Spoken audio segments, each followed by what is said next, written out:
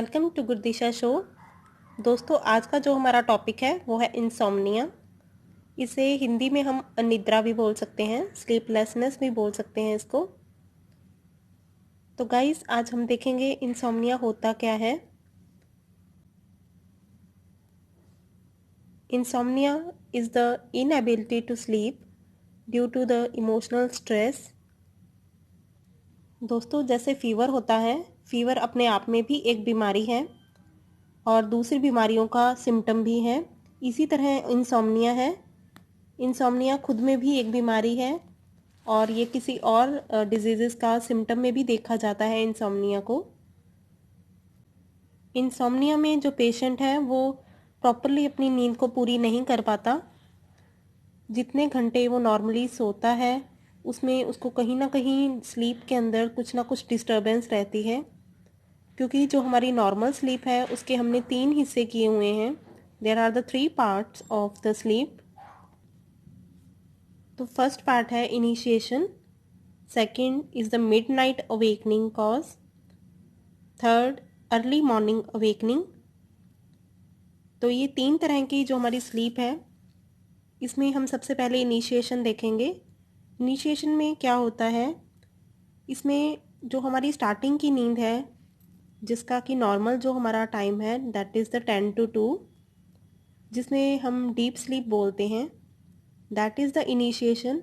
अगर हमें इस दौरान अच्छी नींद आ जाती है तो हमें जब मॉर्निंग में हम उठते हैं हमें काफ़ी फ्रेशनेस फील होती है। लेकिन अगर किसी को इनिशिएशन जो कि मैंने फर्स्ट पार्ट बताया है, इसमें अगर कुछ भी प्रॉब्लम आती है, मीन्स अगर वो नहीं सो पाते, तो it is a part of the insomnia. Second जो है वो है मिडनाइट अवेकनिंग कॉज। इसमें क्या होता है, जो पेशेंट है वो रात में उठ जाता है और उसको दोबारा से नींद नहीं आ पाती। वो बहुत ट्राई करता है सोने की, लेकिन एक बार अगर उसकी रात को नींद खुल जाए उसके बाद वो विदाउट मेडिसिन नहीं सो पाता। थर्ड जो है अर्ली मॉर्निंग अवेकनिंग। इसमें जो है मोस्टली डिप्रेशन के पेशेंट्स आते हैं। इसमें क्या होता है कि जैसे पेशेंट की नींद तो खुल जाती है, 4 या 5 बजे वो पेशेंट उठ जाता है, लेकिन ट्राई करता है कि वो दोबारा सो जाए और ऐसे ही 7-8 ओ क्लॉक हो जाते हैं उसको, लेकिन उसको नींद दोबारा नहीं आ पाती।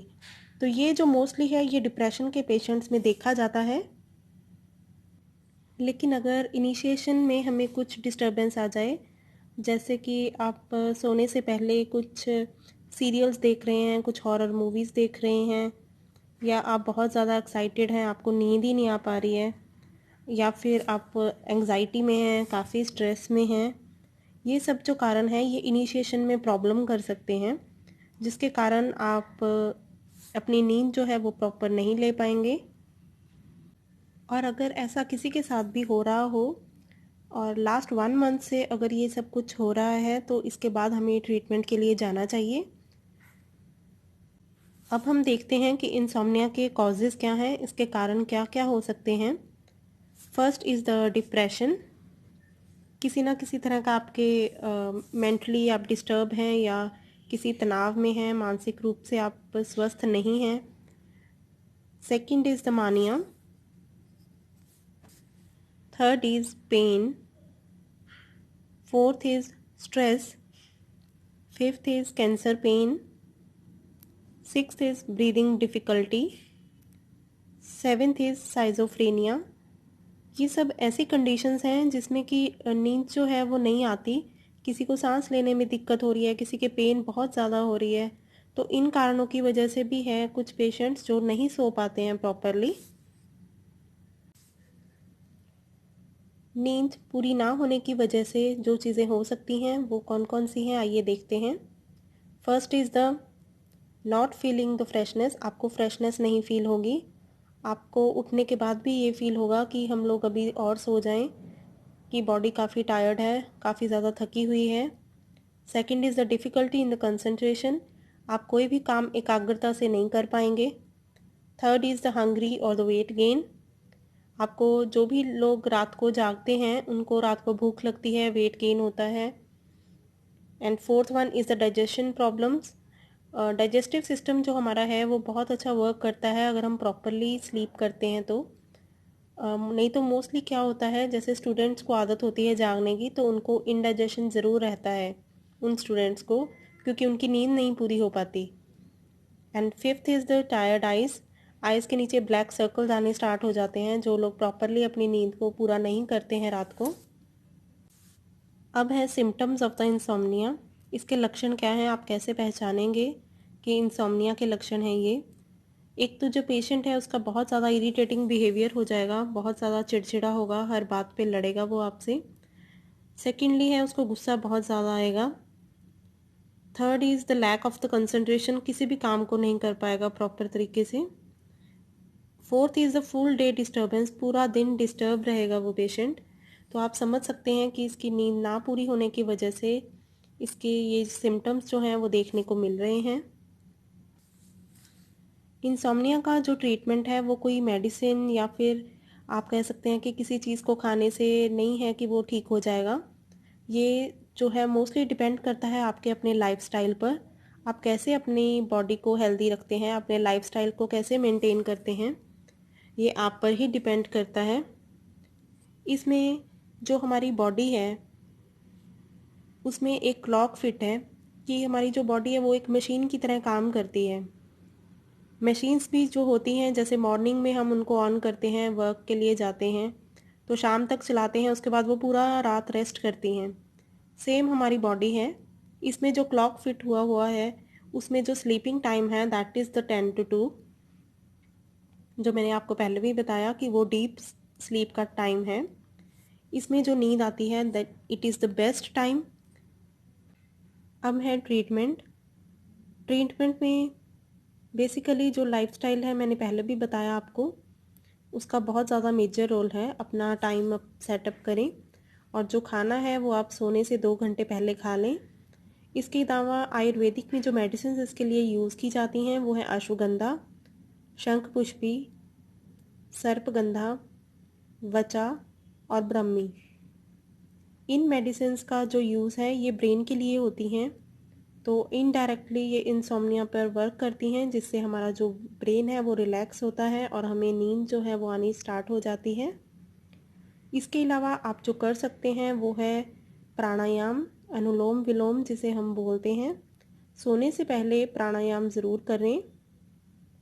इससे क्या होता है, जो हमारा माइंड है वो रिलैक्स होता है।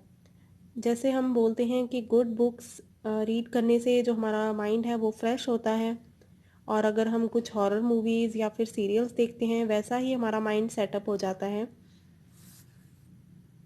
और फिर हमें वैसे ही ड्रीम आते हैं जैसा हम कुछ देखकर सो जाते हैं। तो इसलिए सोने से पहले इन चीज़ों का ज़रूर ध्यान रखें। और इसके अलावा एक चीज़ और बताना चाहती हूँ कि स्लीपिंग टाइम है जो वो सबका सेम नहीं होता, कि अगर मैं कहूँ कि मैं अगर 10 बजे सोती हूँ या 11 बजे सोती हूँ और मैं 4 बजे उठ जाती हूँ तो सबका सेम होगा। No, it's not the same for every person, it varies with the person to person. इसमें क्या होता है, जब भी आपको जितने भी घंटे आपको सोने के बाद ऐसा लगे कि आप फ्रेश फील कर रहे हैं, वो आपके स्लीपिंग आवर्स हैं।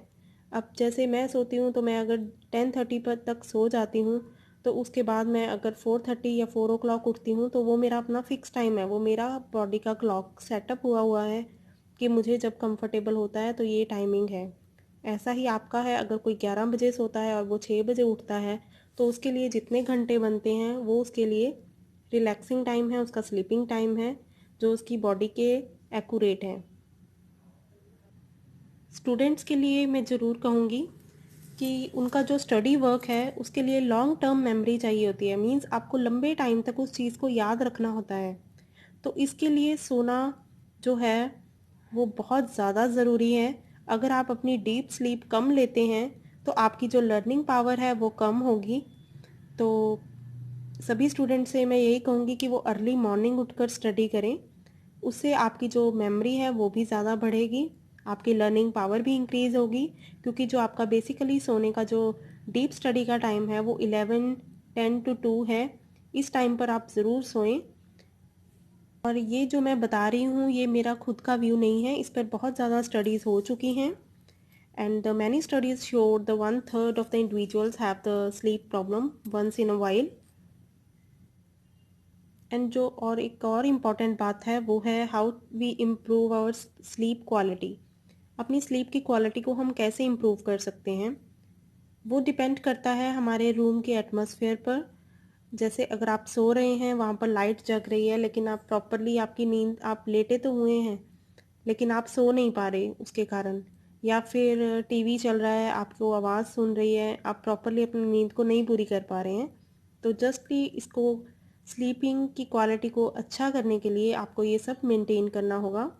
The darkness should be there and temperature will be comfortable. अगर गर्मी है तो इतना होना चाहिए एसी का टेम्परेचर या फिर फ़ैन कूलर जो भी है एटमॉस्फेयर, कि आप इजीली, आपको कंफर्टेबल फील हो, आप इजीली सो सकें। थर्ड इज़ द क्वाइटनेस होनी चाहिए ताकि आपकी जो नींद है वो बिल्कुल डिस्टर्ब ना हो। मीन्स एक आइडियल रूम होना चाहिए आपकी स्लीप के लिए। That is very very important for your sleep quality. Next is food habits. Evening में जो हम डिनर करते हैं वो बहुत हल्का होना चाहिए, या फिर आप ना ही करें डिनर तो भी चलेगा, लेकिन ब्रेकफास्ट और लंच जो है वो बहुत अच्छा होना चाहिए आपका। और जो मील है, फ्लूइड्स हैं, वो कम लेने चाहिए आपको, मतलब बिफोर द 2 आवर्स, सोने से 2 घंटा पहले आप अपना जो फ्लूइड है उसको बंद कर दें, ताकि कुछ लोगों को वॉशरूम की प्रॉब्लम होती है ड्यूरिंग द नाइट टाइम, उसके कारण उनकी जो स्लीप है वो डिस्टर्ब होती रहती है।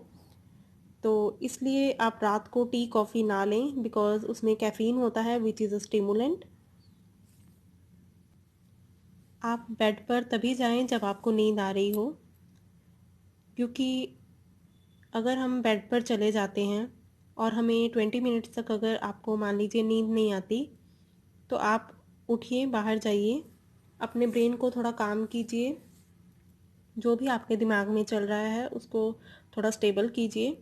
और आप बार बार टाइम मत चेक कीजिए, जैसे अगर अब मैंने बोला कि 10 to 2 टाइम है, तो आप सही 10 बजे टाइम देखना स्टार्ट कर दिया है कि 10 बज गए, मुझे नींद नहीं आ रही, 10:30 हो गए, मुझे अभी भी नींद नहीं आ रही। जितना आप जिस चीज़ के बारे में सोचेंगे, जिसकी ट्राई करेंगे, उसको आप नहीं कर पाएंगे। तो नींद जो है ये खुद ही आती है, अपने आप से ही आती है, जब आपका माइंड रिलैक्स होता है, आइज़ क्लोज होती हैं, ये खुद ही आ जाती हैं। तो सिर्फ बेड पर तब जाएं जब आपको नींद आ रही हो। और जब आपका जो ये लाइफस्टाइल है एक क्लॉक की तरह फिक्स हो जाएगा, मींस आपका स्लीपिंग टाइम फिक्स होगा, उठने का टाइम फिक्स होगा, उस दिन जो आपका जो माइंड है वो स्टिमुलस अपने आप लेगा। जैसे हमें किसी चीज़ की अगर रोज़ आदत होती है तो हमें उस टाइम पर आकर उस चीज़ की याद आती है। जैसे अगर मुझे भूख लगती है, मान लीजिए मैं 9 बजे ब्रेकफास्ट करती हूँ, तो 9 बजे से ही क्या होगा, मेरे पेट में अपने आप मुझे अलार्म सा होगा कि हाँ मुझे कुछ चाहिए खाने के लिए। That is the stimulus. और ऐसा ही अगर आप आज से भी शुरू करते हैं कि अपना फिक्स कर लेते हैं सोने का टाइम और उठने का टाइम, तो ये जो है ये आपकी हेल्दी लाइफ के लिए बहुत ज़्यादा इम्पॉर्टेंट होगा। तो आई रिक्वेस्ट यू ऑल कि आप इस सब को फॉलो करें और इंसोम्निया से बचें। Thank you so much guys, please बताइएगा आपको ये वीडियो कैसी लगी। Thank you so much for watching this video.